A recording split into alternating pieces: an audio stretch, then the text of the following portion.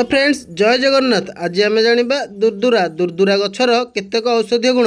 आपण मैंने समस्ते जानते महाप्रभु शिव शंकर दुर्दुरा फूल एक उत्तम फूल रूपे माना जाए। 10टी दुर्दुरा पत्र को 250 ग्राम राशि तेल रे रांधि से ही तेल रंधा को घारे लगाइले घा संपूर्ण रूपे सुखी जाए। और ठीक से हीपरि आघात जनित जंत्रणार उपशम पाई दुर्दुरा पत्र को बाटी सामान्य उषुम करी जंत्रणा स्थान रे लगाइले भल होता है। ठीक से हीपरि थंडा जनित मुंड बिंधारे दुर्दुरा पत्र रस बाटी से ही रस को अल्प टिके सोरिष तेल मिसई गरम करी मथारे घसिले मुंड बिंधा संपूर्ण रूपे भल होता है। एवं ठीक से हीपरि मनुष्यर चुट्टी उपुड़ी थिले दुर्दुरा पत्र रस मथारे लगाइले 10 मिनिट पर स्नान कले उपुड़ी चुट्टी स्थान रे चुट्टी उठिबार बहुत संभावना था एवं यही काम भी होईछि। तो फ्रेंड्स आग को केउ गछरु केउ औषध मिले सब विषय जानिबा पई आम चैनल को सब्सक्राइब करंतु एवं पाखरे आसुथिबा बेल आइकन को दबाई ऑल नोटिफिकेशन ऑन कर दियंतु फ्रेंड्स।